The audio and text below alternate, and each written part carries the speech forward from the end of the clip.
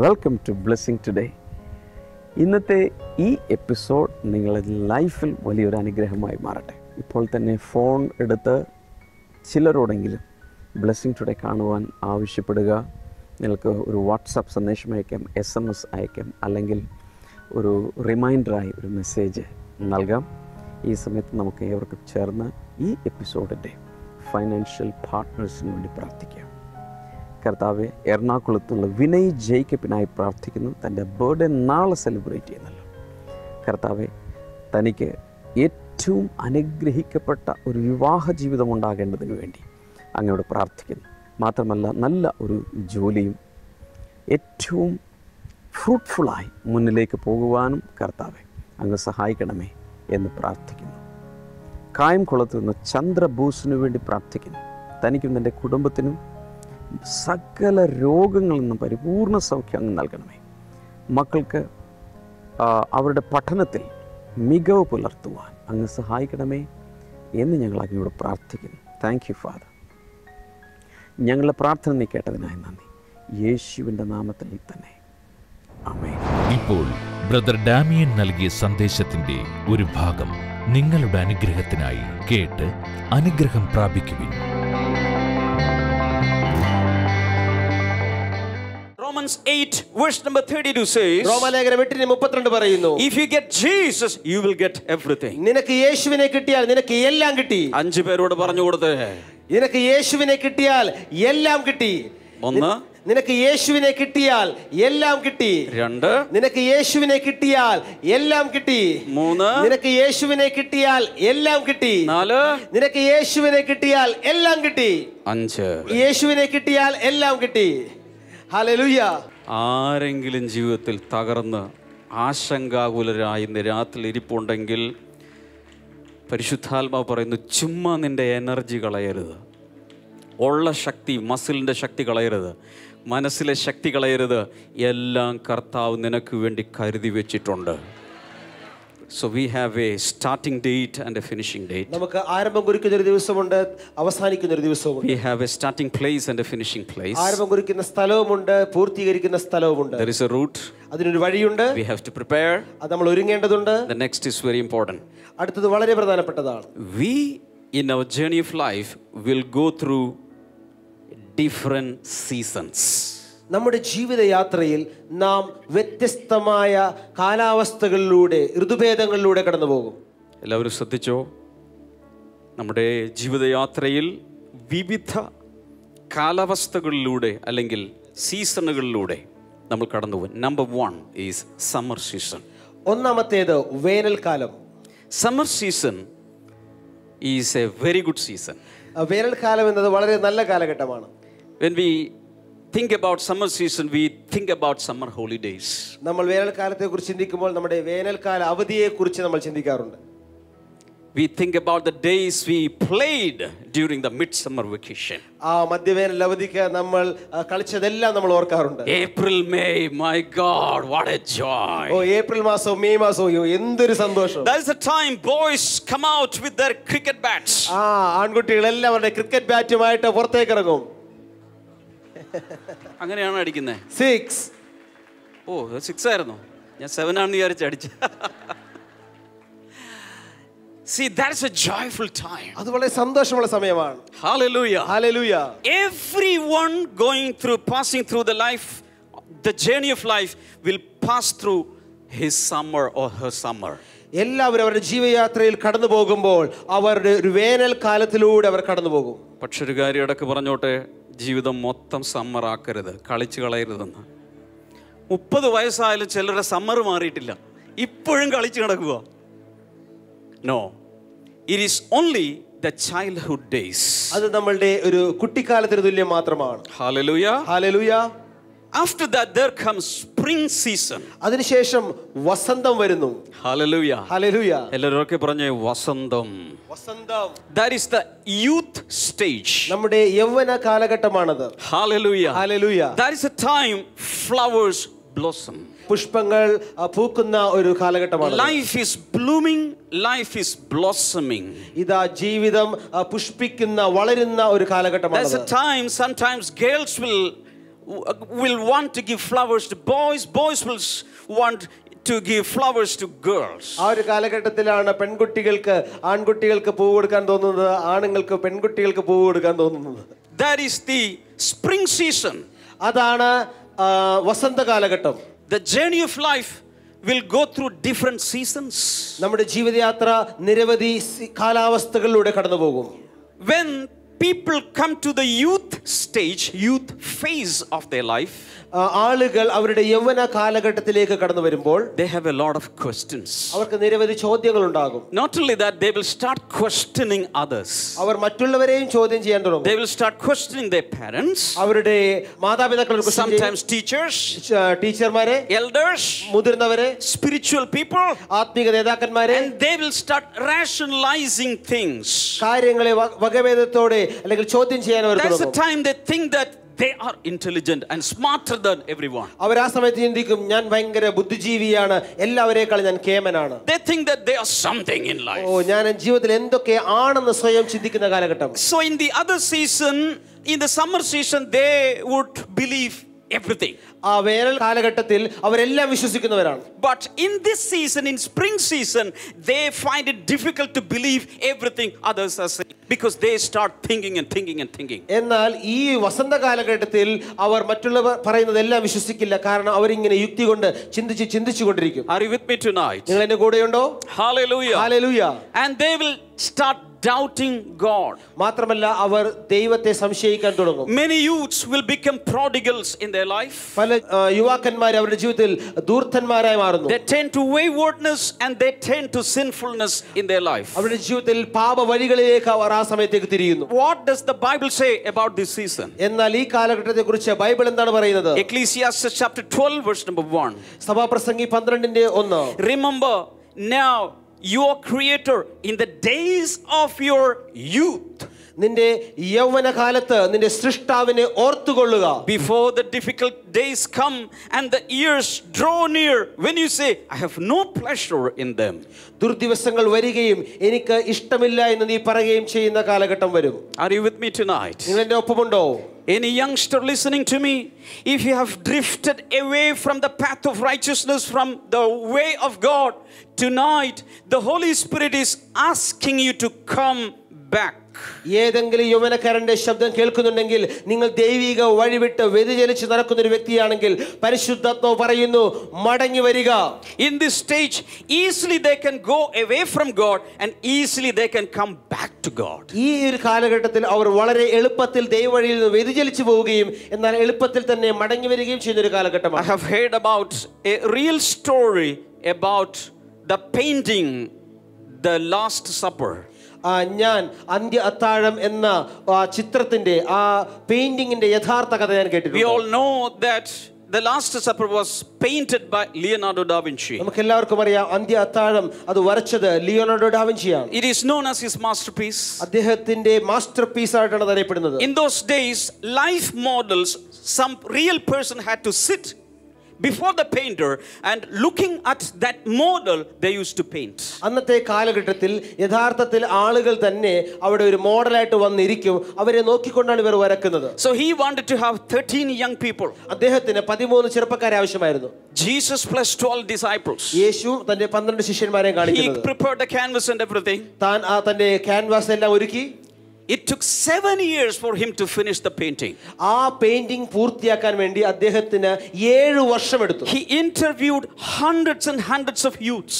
അദ്ദേഹം നൂറുകണക്കിന് ചെറുപ്പക്കാരെ ഇന്റർവ്യൂ ചെയ്തു. At the center, he wanted to start with Jesus Christ our Lord. കാരണം നമ്മുടെ കർത്താവായ യേശുക്രിസ്തുവിനെ മധ്യത്തിൽ കൊണ്ടുവന്നുകൊണ്ട് ആരംഭിക്കാൻ അദ്ദേഹം ആഗ്രഹിച്ചു. Finally, he got a very good young man, innocent face, very beautiful, graceful face. അവസാനം ഒരു ചെറുപ്പക്കാരൻ അദ്ദേഹം കണ്ടെത്തി, നല്ല നിഷ്കളങ്കനായ മനോഹര രൂപിയായ ഒരു ചെറുപ്പക്കാരൻ. It took 6 months for him to finish the portrait, the painting of Jesus. യേശുവിന്റെ ചിത്രം മാത്രം പൂർത്തീകരിക്കാൻ 6 മാസം എടുത്തു. Then in the next 6 years, he finished the other 11 disciples except Judas Iscariot. പിന്നീടുള്ള ആ 6 വർഷങ്ങൾ കൊണ്ട് യൂദാസ് ഇസ്കരിയോത്തിനെ ഒഴിച്ച് ബാക്കി 11 ശിഷ്യന്മാരെ അദ്ദേഹം പൂർത്തിയാക്കി. Because he wanted to paint Judas Iscariot last, he left a blank space there.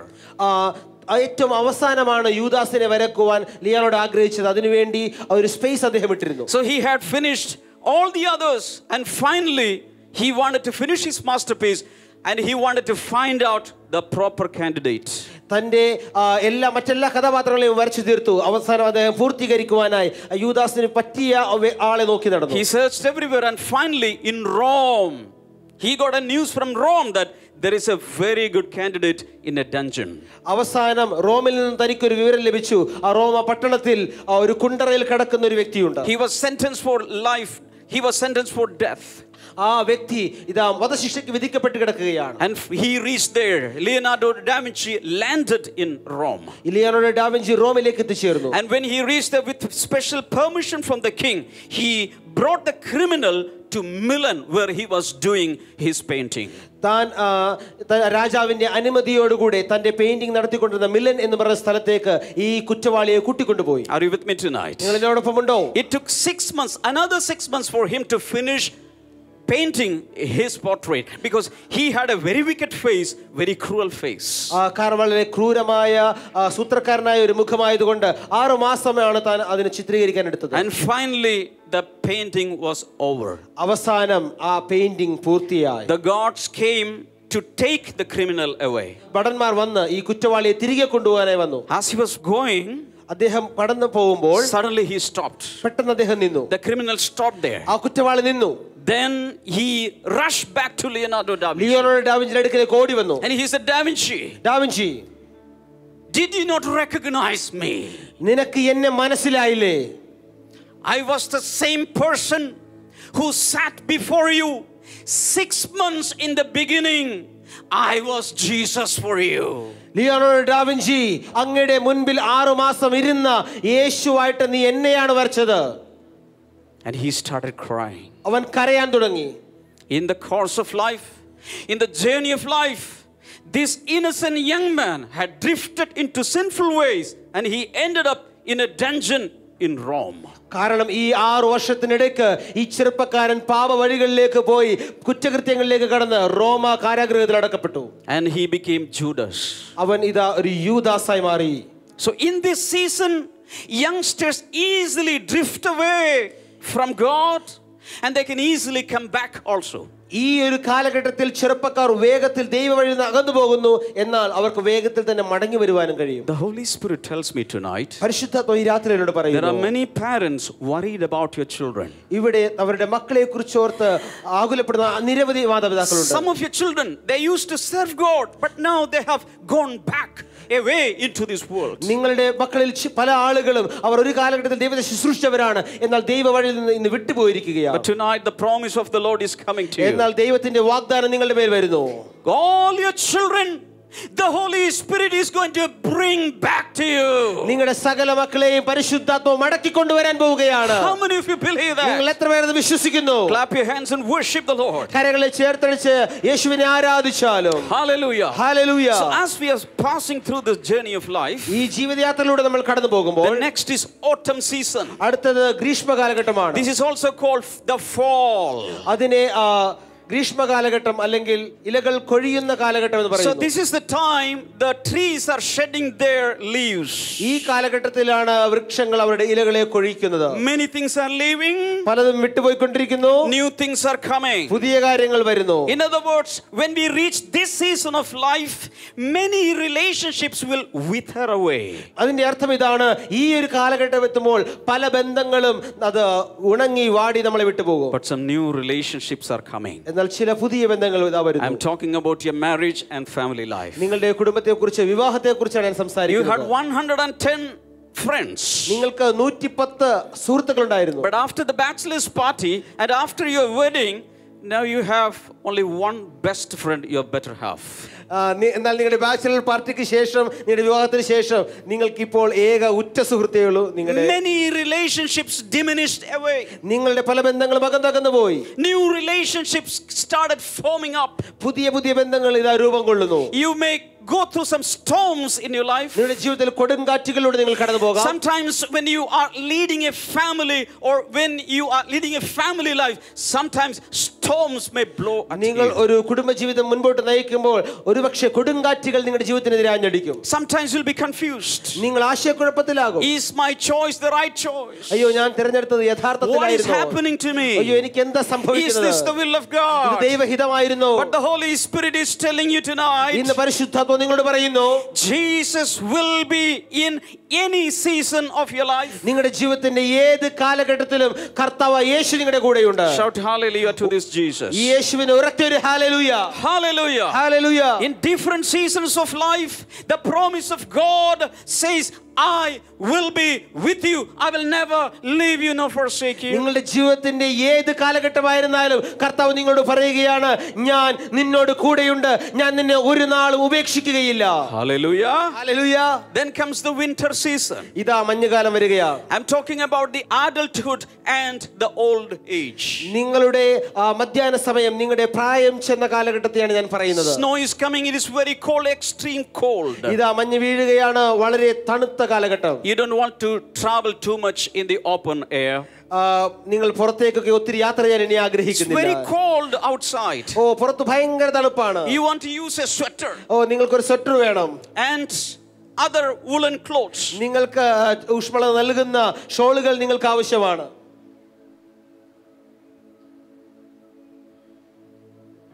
It's a winter season. കാരണം ഇത് മഞ്ഞ് കാലഘട്ടമാണ്.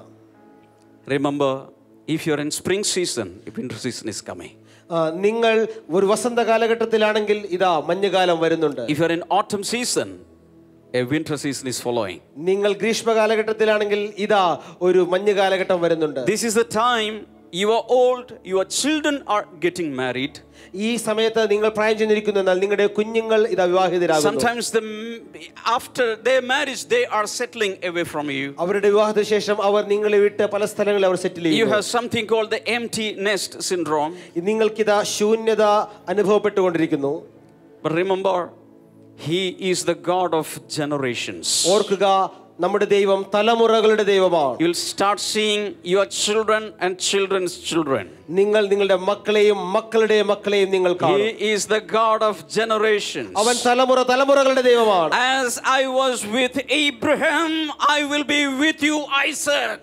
ഞാൻ അബ്രഹാമിനോട് ഇരുന്നത് പോലെ ഇസ്ഹാക്കേ, ഞാൻ നിന്നോട് കൂടെ ഇരിക്കും. As I was with Abraham and Isaac, I will be with you, Jacob. ഞാൻ അബ്രഹാമിനോട് ഇസ്ഹാക്കിനോട് കൂടി ഇരുന്നത് പോലെ യാക്കോബേ, ഞാൻ നിന്നോട് കൂടെ ഇരിക്കും. As I was with Moses, I will be with you, Joshua. ഞാൻ മോശയോട് കൂടി ഇരുന്നത് പോലെ യോശുവേ, ഞാൻ നിന്നോട് കൂടെ ഇരിക്കും. He is the rock of ages. അവൻ യുഗങ്ങളുടെ പാറയാണ്. He is the God of generations. അവൻ തലമുറകളുടെ ദൈവമാണ്. Hallelujah. ഹല്ലേലൂയ. ഇപ്പോൾ നിങ്ങളുടെ വിശ്വാസം വർദ്ധിപ്പിക്കുന്നതിനായി ദൈവം ചെയ്ത അത്ഭുത സാക്ഷ്യം കാണാവുന്നതാണ്.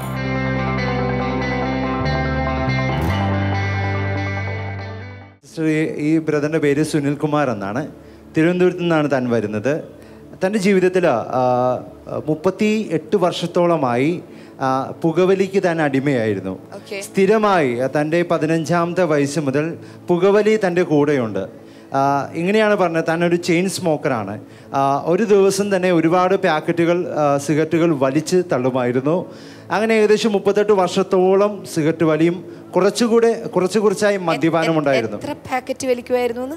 ഏകദേശം ഒരു 3 പാക്കറ്റ് താൻ ഒരു ദിവസം വലിച്ചു തീർക്കുമായിരുന്നു. ഓ ശരി. അപ്പൊ പിന്നെ പഴയ നമ്മുടെ ശ്വാസകോശം ഒരു സ്പോഞ്ച് പോലെയാണ്, അതിനകത്ത് ഇതാണെന്നൊക്കെ പറയണ പോലെ ആയിട്ടുണ്ടാവുമായിരിക്കും ആ സമയത്ത്. ഓക്കെ. അങ്ങനെ അതിനോട് കൂടെ തന്നെ മദ്യപാനവും തനിക്കുണ്ടായിരുന്നു. അങ്ങനെ വർഷങ്ങൾ താൻ ഇതിനടിമയായിരുന്നു.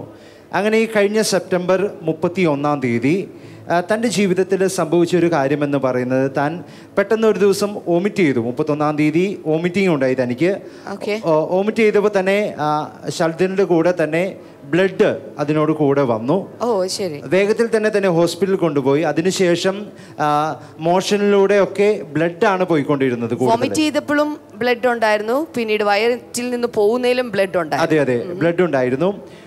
അങ്ങനെ വന്നപ്പോൾ ഹോസ്പിറ്റലിൽ കൊണ്ടുപോയി ഡോക്ടേഴ്സ് പറഞ്ഞത് ഇങ്ങനെയാണ്, എൻഡോസ്കോപ്പി ചെയ്ത് നോക്കണം, ഇത് ഇനി ഉള്ളിൽ ബ്ലീഡിങ് ഉണ്ടായിട്ടുണ്ട്, അതുകൊണ്ട് എൻഡോസ്കോപ്പി ചെയ്ത് നോക്കിയാൽ മാത്രമാണ് ഇത് എന്താണ് സംഭവിച്ചതെന്ന് പറയാൻ പറ്റുള്ളൂ എന്ന് പറഞ്ഞു. അങ്ങനെ എൻഡോസ്കോപ്പി ചെയ്തപ്പോഴാണ് കുടലിൻ്റെ ഒരു ഭാഗം വ്രണം വന്നു.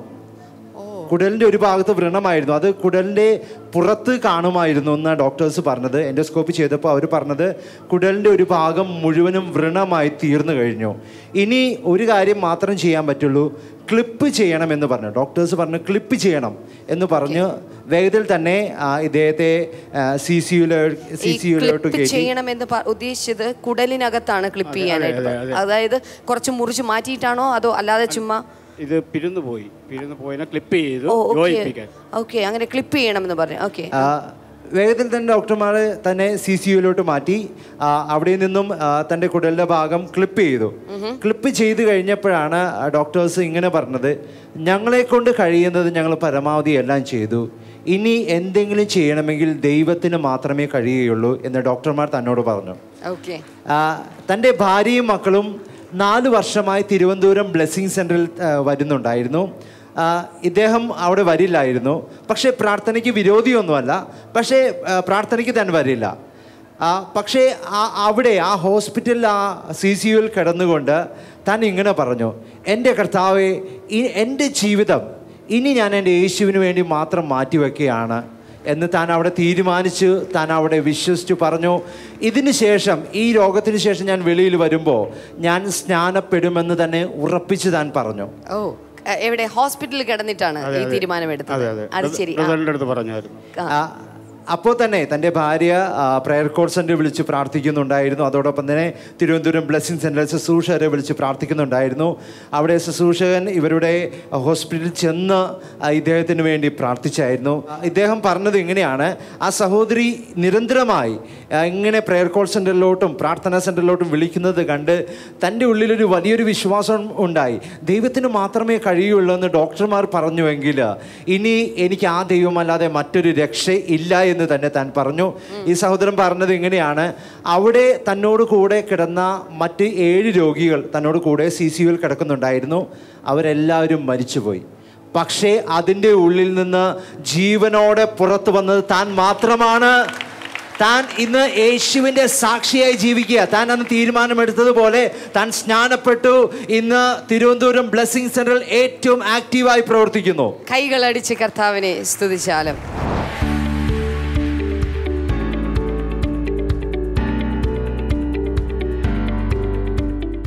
ഈ സമയത്ത് നമുക്ക് ഒരുമിച്ച് ചേർന്ന് പ്രാർത്ഥിക്കാം. കർത്താവെ, തിരുനാമത്തിൽ ഇന്ന് ഈ എപ്പിസോഡ് കാണുന്ന സകലരെയും അനുഗ്രഹിക്കുന്നു. ഇടയ്ക്കിടയ്ക്ക് ഭയങ്കരമായ തലചുറ്റൽ ഉണ്ടാകുന്ന ഗിഡിനെസ്, ഫെയിൻറ്റ് ചെയ്ത് വീഴുക, അങ്ങനെയുള്ള ഒരു യേശുവിൻ്റെ നാമത്തിൽ സൗഖ്യമാകട്ടെ. അതുപോലെ രക്തസമ്മർദ്ദം ഭയങ്കരമായി ഉയർന്നിരിക്കുന്ന ചില വ്യക്തികളെ കർത്താവ് ഇപ്പോൾ സൗഖ്യമാക്കുന്നു. In the mighty name of Jesus കർത്താവ് അവർക്ക് സൗഖ്യം നൽകണമേ എന്ന് പ്രാർത്ഥിക്കുന്നു. ഒരു കാതിന് കേൾവിക്കുറവുള്ളൊരു വ്യക്തി, ഞാൻ ഈ പ്രാർത്ഥിക്കുന്ന സമയത്ത് തന്നെ അത് തുറന്നു വരുന്നു. In the name of Jesus അത് തുറക്കട്ടെ. ആ ചെവിക്കകത്തേക്ക് എന്തൊരു കാറ്റടിക്കുന്നത് പോലെ ഒരു അനുഭവം നിങ്ങൾക്കുണ്ടാകുന്നുണ്ട്. പരിശുദ്ധാത്മാവിൻ്റെ പ്രവർത്തനമാണ്. അതുപോലെ തൊണ്ടയിൽ മുഴയുള്ള ചില വ്യക്തികളെ കർത്താവ് സൗഖ്യമാക്കുന്നു.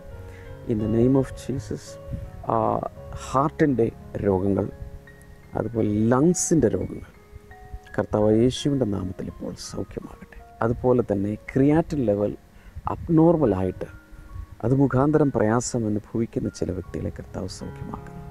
In the name of Jesus ഇപ്പോൾ തന്നെ ആ സൗഖ്യം നടക്കട്ടെ. കാൽമുട്ടുകളിൽ സൗഖ്യം നടക്കട്ടെ. ത്വക്ക് രോഗങ്ങൾ മാറട്ടെ. പല തരത്തിലുള്ള ക്യാൻസർ രോഗം യേശുവിൻ്റെ നാമത്തിൽ മാറിപ്പോകട്ടെ. ബ്രെയിൻ ട്യൂമർ മാറട്ടെ. കർത്താവെ, ഓരോരുത്തരങ്ങ് തൊടുന്നതിനാൽ നന്ദി. പുകവലി ശീലം മാറട്ടെ. മദ്യപാന ശീലം മാറിപ്പോകട്ടെ.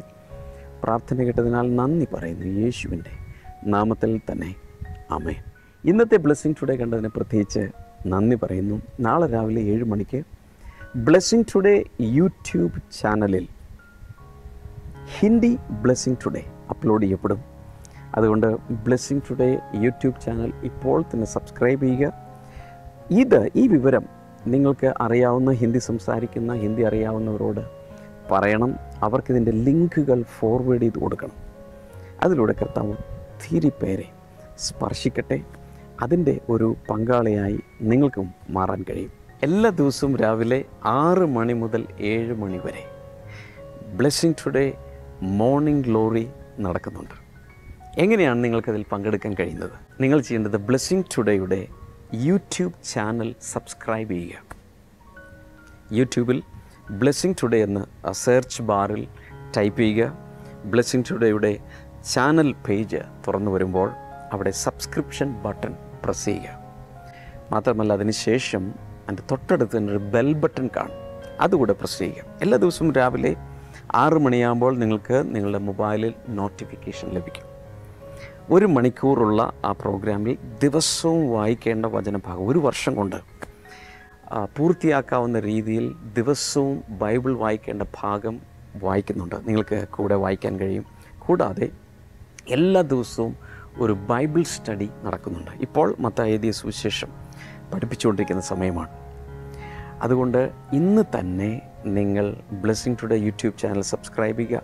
അല്ലെങ്കിൽ ബ്ലെസ്സിങ് ടുഡേയുടെ ഫേസ്ബുക്ക് പേജ് ലൈക്ക് ചെയ്യുക. ഇതിലൂടെ നിങ്ങൾക്ക് അതിൽ പങ്കെടുക്കാം. മറ്റുള്ള നിങ്ങളുടെ സുഹൃത്തുക്കളോടുകൂടെ ബ്ലെസ്സിങ് ടുഡേ മോർണിംഗ് ഗ്ലോറിയെക്കുറിച്ച് അറിയിക്കുക. ഒരു വലിയ സന്തോഷ വാർത്ത ഉള്ളത്, കൊച്ചിൻ ബ്ലെസ്സിങ് സെൻറ്ററിൽ ഇനി മുതൽ നമുക്ക് ഞായറാഴ്ച ദിവസങ്ങളിൽ 4 സർവീസുകൾ ഉണ്ടായിരിക്കും. രാവിലെ 8 മണിക്ക് ഇംഗ്ലീഷിൽ ഒരു ഹോളിൽ സ്പെഷ്യലായി പ്രയർ നടക്കുമ്പോൾ അടുത്ത ഹോളിൽ മലയാളത്തിൽ തന്നെ പ്രയർ ഉണ്ടായിരിക്കും. ഇത് കൂടാതെ 10 മണിയാകുമ്പോൾ ഇംഗ്ലീഷ് മലയാളം ട്രാൻസ്ലേഷനുള്ള സർവീസ് ആയിരിക്കും. ഉച്ചയ്ക്ക് 1 മണി മുതൽ 2:30 മണി വരെയുള്ള സമയത്ത് യുവജനങ്ങൾക്ക് വേണ്ടിയുള്ളൊരു സ്പെഷ്യൽ സർവീസ് നടക്കുന്നുണ്ട്. 18 വയസ്സിനും 30 വയസ്സിനും ഇടയ്ക്ക് പ്രായമുള്ള വ്യക്തിയാണ് നിങ്ങളെങ്കിൽ തീർച്ചയായും നിങ്ങൾക്ക് ആ യൂത്ത് സർവീസിൽ പങ്കെടുക്കാൻ കഴിയും. ഏതാണോ നിങ്ങൾക്ക് സൗകര്യമുള്ളത് അതിൽ വന്ന് പങ്കെടുക്കാം. ഈ സുവർണ അവസരം പാഴാക്കരുത്. ഈ ഞായറാഴ്ച നമ്മുടെ എല്ലാ ബ്ലെസ്സിങ് സെൻറ്ററുകളിലും സ്പെഷ്യൽ പ്രയർ നടക്കുന്നുണ്ട്. നിങ്ങളതിനെ വ്യക്തിപരമായി ക്ഷണിക്കുന്നു. ഇതുവരെ വന്നിട്ട് ഒരുപക്ഷെ നിങ്ങൾ ചാനലുകളിലൂടെ അല്ലെങ്കിൽ ലൈവ് ടെലികാസ്റ്റിലൂടെ യൂട്യൂബിലോ ഫേസ്ബുക്കിലോ ഒക്കെ ആ സർവീസ് കാണുന്നുണ്ടായിരിക്കും. പക്ഷേ ഇന്ന് വരെ നിങ്ങൾ ഒരു ബ്ലെസ്സിങ് സെൻറ്ററിൽ വന്നിട്ടില്ലെങ്കിൽ you are most welcome. Please do come. കർത്താവ് ധാരാളം അനുഗ്രഹിക്കട്ടെ. തിങ്കളാഴ്ച ഈ ബ്ലെസ്സിങ് ടുഡേ പ്രോഗ്രാമിലൂടെ വീണ്ടും കാണാം. God bless you all. By.